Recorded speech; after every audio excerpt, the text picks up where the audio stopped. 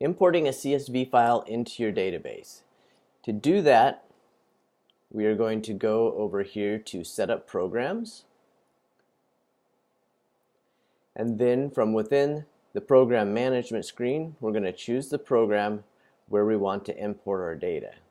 So in this case, I am going to import it into our Guatemala program, and I'm going to click the config link. And here, within the config, you'll go down to where you have the attached sponsorship profile form, and you see an import CSV. Now before I do this, I want to point out a couple things. The reason we have this here within the manage program is because we want only admins with the permission to manage programs to be able to import CSV files. Because importing a CSV into your database is not something that can be undone, so it needs to be done by somebody who knows what they're doing and who you trust importing data into your database. And we have it here under the attached sponsorship profile form because the data that is imported in this CSV will need to match the fields that are in this form. So if I go to my children profiles form, here's the fields that this CSV will need to be matched up with and imported into. So if we go back, click on Import CSV.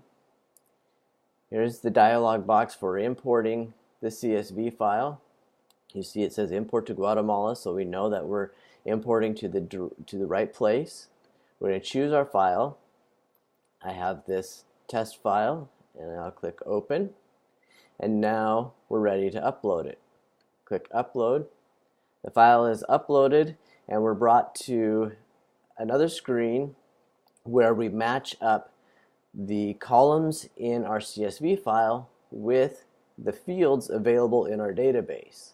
So these labels here are the columns within our CSV file.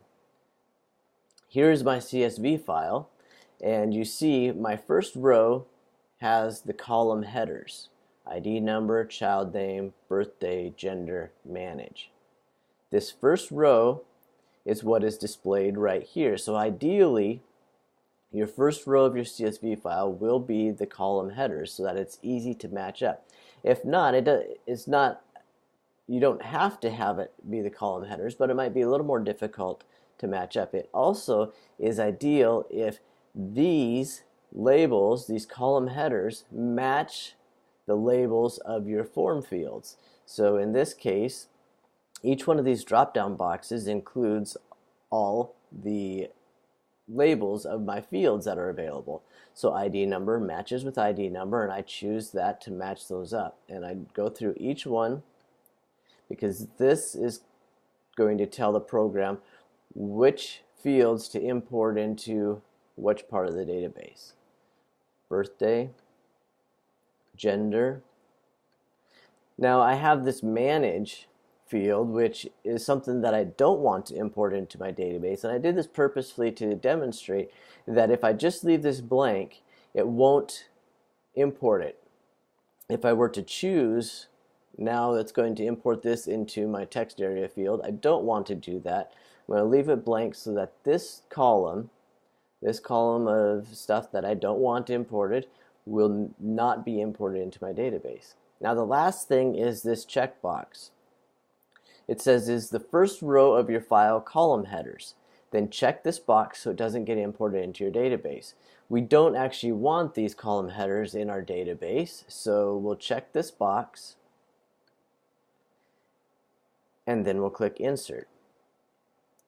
Now the software, depending on the size of your file, it may take a little bit of time while it processes the file.